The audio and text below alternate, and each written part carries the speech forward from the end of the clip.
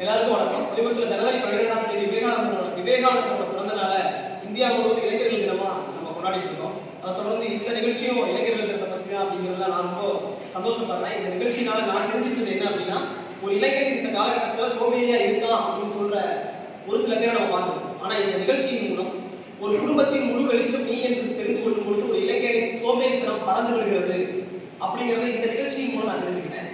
ஒரு இளைஞனுடைய கல்லூரி படிப்புக்காக பாதி நேரம் கல்லூரிக்கு போயிட்டு மீதி நேரத்தில் வேலை செய்து என்னுடைய குடும்பத்தையும் சரி படிப்பையும் சரி சேர்த்து முன்னேற்ற பாதையில் கொண்டு போயிட்டு இருக்கான் அப்படிங்கிறது இந்த நிகழ்ச்சி மூலமாக நான் தெரிஞ்சுக்கிட்டேன். ரொம்ப அற்புதமாக இந்த நிகழ்ச்சியை நடத்தியிருக்காங்க.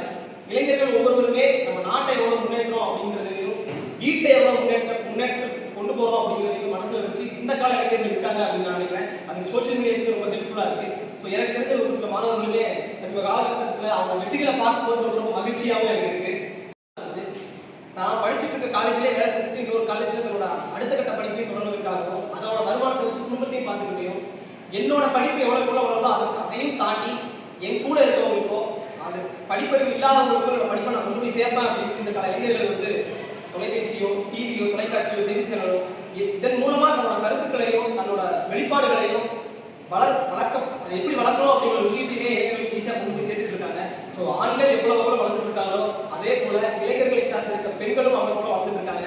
தன்னோட படிப்பை நானே பார்த்துக்கிறதோ குடும்பத்தை நானே பார்த்துக்கிறதோ தன்னோட குழந்தைகளை விட்டுட்டு வேலைக்கு போயிட்டு படிப்பையும் பார்த்துக்கிட்டு குடும்பத்தையும் பார்த்துக்கிற இளைஞர்களும் இங்கே இருக்காங்க. ஸோ அவங்களுக்கும் என்னோட வாழ்த்துக்கள், இளைஞர்களுக்கும் வாழ்த்துக்கள். இந்த நேரத்தில் இளைஞர்கள் நம்ம எவ்வளோ கூட கொண்டாடுறோமோ அதை தாண்டி விவேகானந்தர் நம்ம கொண்டாடணும். ஒரு சிக்காகோவில் நடக்கிற ஒரு மேடையில் அவர் சொன்னார், brothers and sisters of America அப்படின்னு ஆரம்பிச்ச அந்த வார்த்தை வந்து முடியும் போது இந்தியாவோட பெருமைகளையும் இந்தியாவோட புகழ்களையும் அந்த மக்களுக்கு தெரிவிக்கிற ஒரு பேச்சா கொடுக்குது.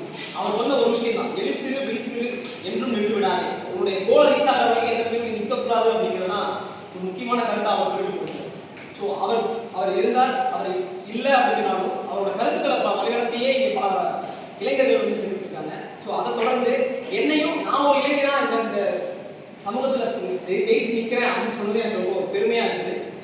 சமீபத்தில் நானும் ஒரு போட்டியில் கலந்து ஜெயிச்சுக்கிட்டேன் தான், உண்மைதான். ஆனால் அந்த இடத்துக்கு என்னை கொண்டு போய் விட்டதுமே எனக்கு கீழே இருக்க எனக்கு மேலே இருக்க என்னுடைய ஆசிரியர்களும் பெற்றோர்களும் எனக்கு கொடுத்த ஊக்கத்தினால தான் நான் அந்த இடத்துல போய் ரீச் பண்ணேன். ஸோ அதை தொடர்ந்து இளைஞர்களை பார்க்கும்போது இங்கே யாராலும் அவங்க வர கஷ்டத்தை புரிஞ்சுக்க முடியாது, அது ஒரு இளைஞரால் மட்டும்தான் முடியும். நம்ம எல்லாருமே பார்ப்போம் காலையில் பஸ்ஸில் வரும்போது ஒவ்வொருத்தரும் தொங்கிட்டு போகிறாங்க. நம்ம நினைக்கிறோம் ஓகே அவங்க ஸ்டேட் கார்டுக்காக அதை பண்ணுறாங்க அப்படின்னு. அதுக்காகலாம் கிடையாது. கல்லூரிக்கு எவ்வளோ வேகமாக நானும் போகணுமோ அவ்வளோ வேகமாக மற்றவங்களும் போகணும், யாருக்கும் சிரமம் கொடுக்காம போகணும் அப்படின்ற ஒரு எண்ணத்தினால தான் அவங்க தொங்கிட்டு போகிறாங்க. தொங்கிக்கிட்டு வர யாருமே இந்த காலேஜுக்கு வந்துட்டு கல்லூரி கஷ்டத்துக்கு வர மாணவர்கள் கல்லூரியிலையும் அவங்க ஒழுங்காக படிச்சுட்டு திருப்பி அதே மாதிரி போக போகிறாங்க. அதோட கஷ்டங்கள் என்ன அப்படிங்கிறத காட்டிக்கிறது இளைஞர்களுக்கு அவ்வளோ பெருசாக பிடிக்காம நான் நினைக்கிறேன். ஒவ்வொரு இளைஞரும் நம்ம வீட்டில் போய் நான் கஷ்டப்படுறேன் எனக்கு தெரிஞ்சு உங்களுக்கு கஷ்டமாக இருக்குது, காலேஜில் படிக்கிறது கஷ்டமாக இருக்குது, நான் சாப்பிடாம போயிடுறேன், அங்கே போய் எனக்கு மயக்கம் வருது அப்படிங்கிறத யாருமே பெருசாக எஸ்டாப்ளிஷ் பண்ணிக்கிறது கிடையாது. தன்னோட கஷ்டங்கள் என்னவோ அந்த நோக்கிலே வச்சுக்கிட்டு வீட்டுக்கு போய் நான் காலேஜுக்கு போயிட்டு வரேன்னா இன்னைக்கு இந்த பிரச்சனை எனக்கு இருக்கு, இன்னைக்கு இதெல்லாம் என் காலேஜில் நடந்தது, இன்னைக்கு இதெல்லாம் நான் பண்ண போறேன், அடுத்து நான் வாழ்க்கையை என்ன செய்ய போறேன், எனக்காக அடுத்த காத்து இருக்கு, எவ்வளவு பிரச்சனைகளை நான் போய் ஃபேஸ் பண்ண போறேன் அப்படிங்கிறது மட்டும் தான் ஒரு இளைஞரோட முக்கியமான கருத்துக்களாகவும் முக்கியமான நோக்கமாகவே இருக்கு.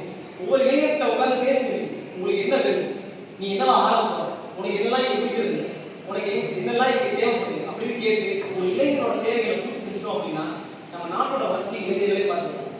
நம்ம நாட்டில் வருங்கால தூண்கள் இளைஞர்கள் அப்படின்னு கருத்துக்களை எழுதுறதை ஸ்டாப் பண்ணிட்டு ஒரு வருங்கால தூண்களுக்கு எவ்வளவு வலு கொடுக்க போறோம், அந்த கட்டடத்துக்கு எவ்வளவுதான் பேஸ்மெண்ட் போட போறோம், அந்த தூணுக்கு எவ்வளவு வலு சேர்க்க போறோம், பராமரிப்புகளை பார்க்க போறோமா, அவன் கருத்துக்களை கேள்வி, அரசியல் அவன் கருத்து சொல்றானா அந்த கருத்துக்களை கேள்வி, கல்வியில் அவனை பார்க்கணும் அப்படின்னு சொல்றானா அந்த கருத்துக்களையும் கேள்வி.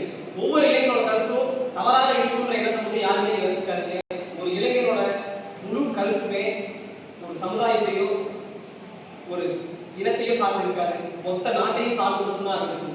அரசியல் அவன் கருத்து சொல்றான் கேளுங்க, அவன் சொல்லுவான் இவனுக்கு நான் ஓட்டு போட போறேன், இவனுக்கு நான் ஓட்டு போட போறதில்லைன்னு அவன் சொல்ல போறது. இவர் வந்தா எனக்கு என்ன செய்ய போறாரு, அவர் இருந்தனால அவனுக்கு என்ன செஞ்சாரு, அதை மட்டும்தான் ஒரு இளைஞரை பேச போறான்.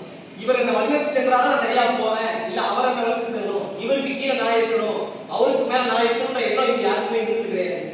என்ன நான் வழிநடத்திட்டு போனா மட்டும்தான் இந்த நாட்டையும் சரி என்னையும் சரி முன்னேற்ற பாதையில் நான் கொண்டு போவேன் அப்படிங்கிறத ஒவ்வொரு இளைஞரும் மனசுல வச்சுக்கணும்.